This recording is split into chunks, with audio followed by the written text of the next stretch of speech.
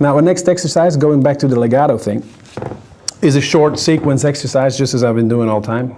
I don't want to be playing very long sequences because it's way too difficult to remember. So this next one is a very short one. It goes like this.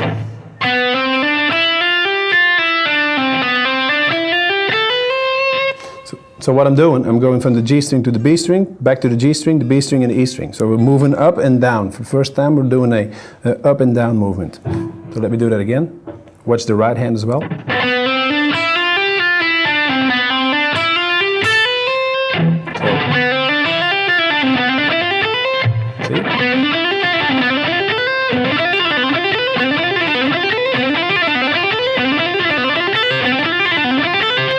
So what you see, once again, when I go from a thinner string to a thicker string, I'm not doing anything with my right hand. When I go to thick to thin, I'm doing just a little pick.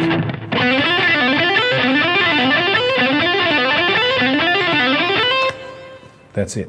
Next thing we're going to do is string skipping. String skipping, the word says itself, you're skipping a string.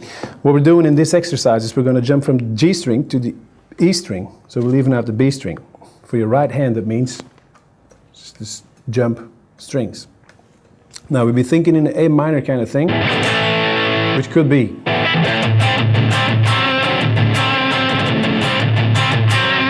we get into chords later. The exercise itself goes like this. Those are your notes on the G string. Your notes on the E string are this. So we have 9, 10, 12 on the G string. We have 8, 10, 12 on the E string. Then we go back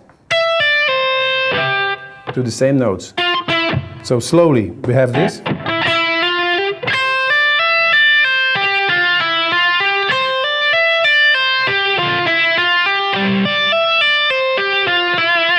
If we speed that up,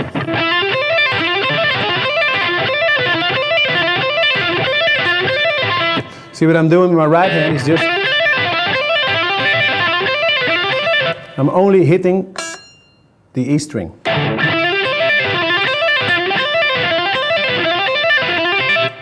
Just to start, of course, I have to hit this note. If not, you don't hear it. But this thing over an E chord, over an A chord, I'm sorry, sounds very good. Go.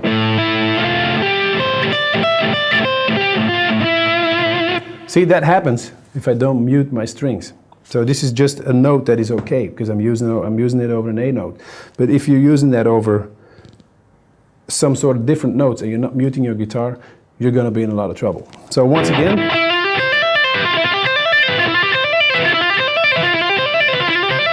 now if we add some notes to that, for instance, I'm thinking, and that's something you need to kind of develop, some sort of thinking. You're always imagining what you can do with an exercise that is existing already, something you've been trying for a real long time, becomes very natural. So you can always experiment with that and do something more. For instance, if I'm thinking A minor, what I can do, my thinnest string, if you don't know the notes, it's not important. You just use your ears. It's way more important than using the notes. The notes is, once you know the notes, it's easy and it's a beneficial thing, but it's not the important thing. It's not the music thing. Your ears, your heart is the thing you feel. The notes are the things you read. So that's a different thing. Anyway, so if we go, for instance, and I'm thinking I'm using this over an A minor chord.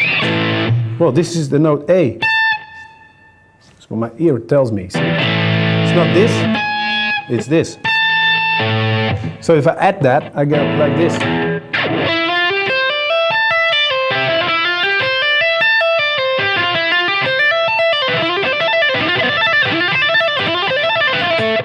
And I can stop there. Makes it just the complete exercise.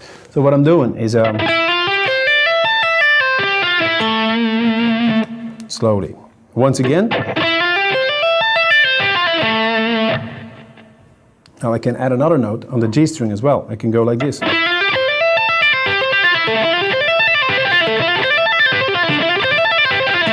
What I'm doing there is I'm playing. Then I'm going to the G string. Then I'm tapping on the 17th fret of the G string, which would be the note C, which is the third of A minor. And then I go back down. and then I hit the 12th fret of the A string, which is the note A, to make it complete. So I have in total, slowly again,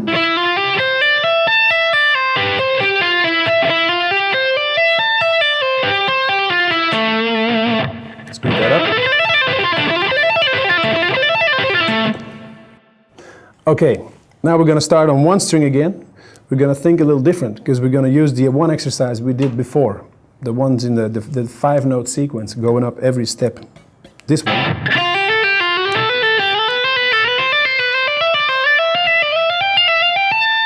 Now we're going to do something different with that kind of shape, that kind of going up sequence, let's call it that.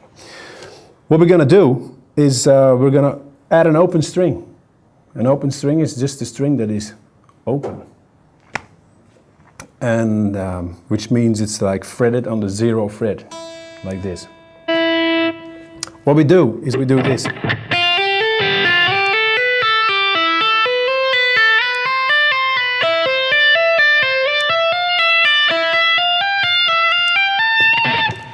So what I'm thinking actually is I'm doing this.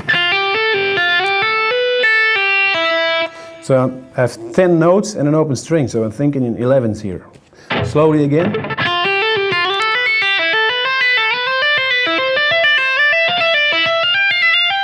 Same thing here, nothing's happening. So to speed that up. Something like that, another one. See? Something like that. Every time you hear this, it's always after 11. It's not important, it's just an exercise.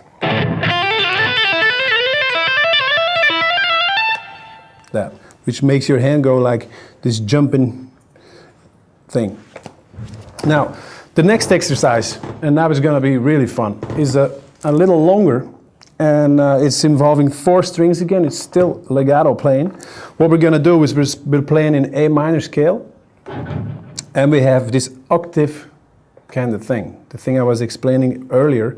So once you have a 2-string sequence that's really sounding good, you can repeat it on the second 2 strings, so the middle ones, and you can easily repeat it on the 2 thickest ones, because octaves are here. Like if I start with a lick here, and I do, for instance, an exercise. I think that's sounding great. I go here, just the same thing, and I start here. Just the same thing. That was the exercise. So, once again, we go like this.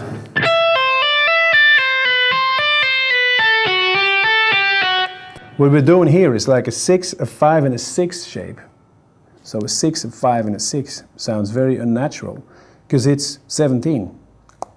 17 is very difficult to think of. Once you're playing slow and you think 17, you're doing it 3 times, you're going way where you don't want to go. So what I'm going to do is when I have a beat, I'm going to play 17 notes in one time, which is going to be very easy and very normal. Just like the 5-note sequence we were doing. Once it's slow, it sounds weird. Once it's speeded up, it sounds natural. So anyway, the exercise goes like this, the 2 thinnest strings.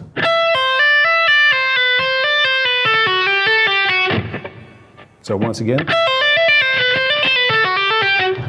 Then I go to the G string and the D string, doing the same thing, but I have to stretch out a little more. Then I go to the 2 thickest strings on the A string, the 5th, the 7th fret. I have to stretch out even more. And then just to end. So what do I have in total, very slowly.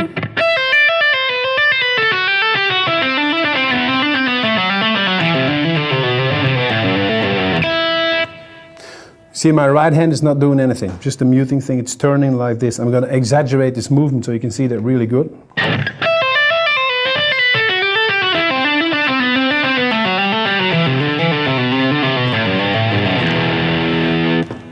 So every time when I'm touching a string that I want to hear, I'm changing that. Now you think, well, but if you're not muting the strings there, why don't they ring? Because I'm muting them with this finger.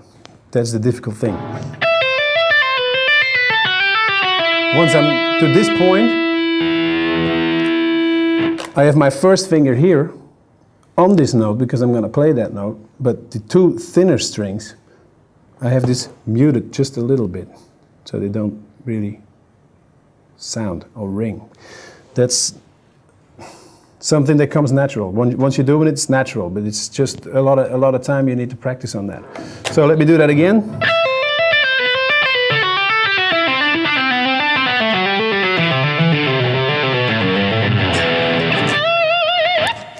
Now, if I speed that up,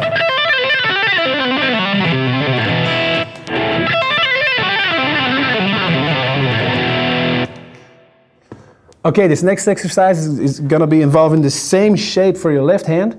It's just going to involve another scale, which is going to be the harmonic minor scale. So what I'm going to play is the A harmonic minor scale, which is just the seventh note of this scale, which is going to go up half a step. So instead of playing G, I'm going to play G sharp. Makes it sound a lot more Eastern.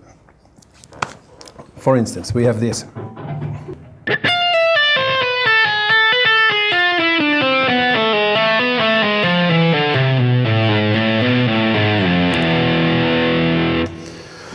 What I'm doing here, right hand isn't doing anything, left hand is just playing notes.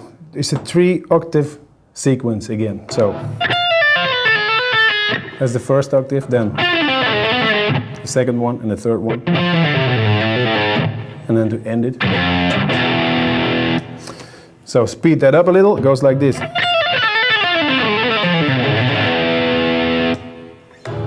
One more.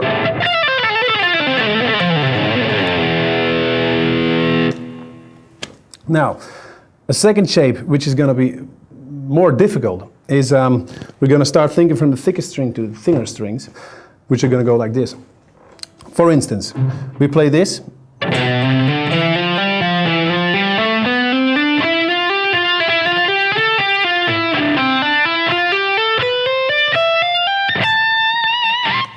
That's a longer exercise, still in the A minor natural scale again.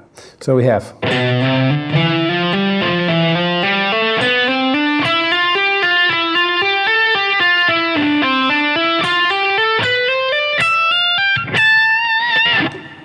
See what I'm doing with my right hand is I'm hitting.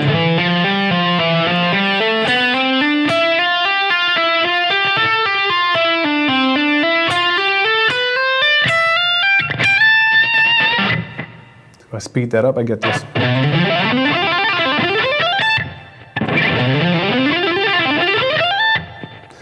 Once again, slow.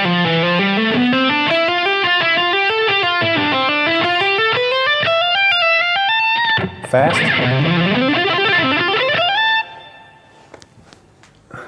So, this next exercise, which will be the last one we'll be doing on the left hand techniques, is an exercise that involves chromatic notes. So chromatic means like you have one note and another one in between. Just walking up like stairs. You see, like. It's kind of that. So the exercise what I'll be playing is an A minor exercise. It's mainly a pentatonic exercise, but I'm going to add some notes. The pentatonic exercise would be this.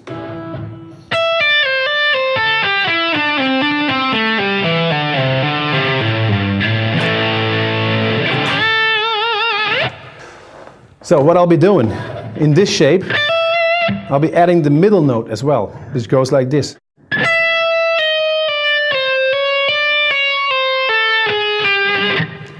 And this sequence I'll be playing on the two middle strings and on the two thickest strings again. So we have this octave sequence once again.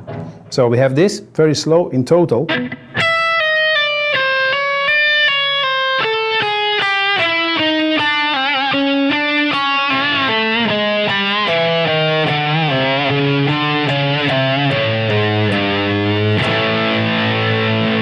See, when I add this, when I pick these notes, I can give them more dimension. But that's not the exercise what we're doing now.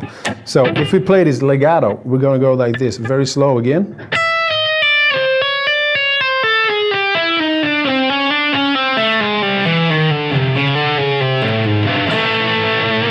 So in total.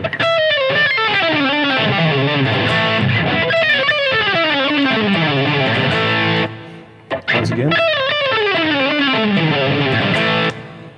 Now if I'm going to do the same exercise and I'm going to use my picking hand, I can do a lot more kind of different things, because once you use your picking hand and you have this pick in your hand, actually, to be honest, thinking about guitar playing and changing strings, looking for which string gauge you're going to use, looking what wood sounds great, how am I going to hang my guitar when I'm standing up, am I going to hang it here, am I going to hang it here, am I going to go there or there or there or there. For me, the most difficult choice at the end was choosing the pick thickness and the pick form.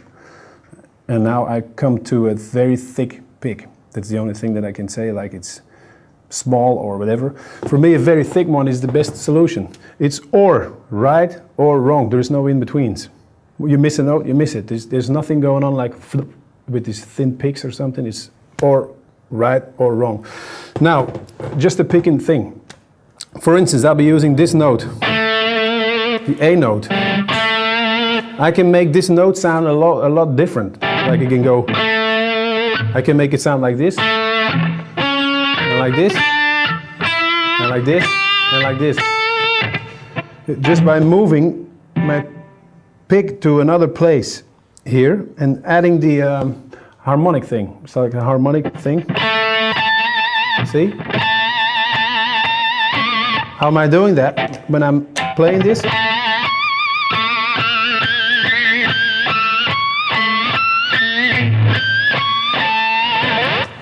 I'm doing that just when hitting my string. If this would be my string, I'm hitting this with a little flesh of the thumb. So once again.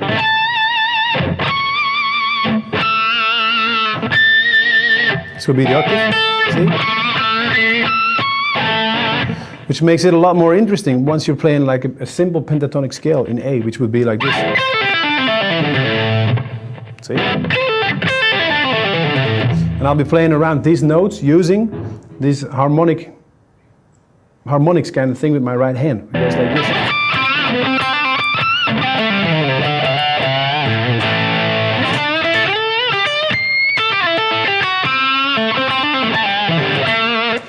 Makes it a lot more dynamic.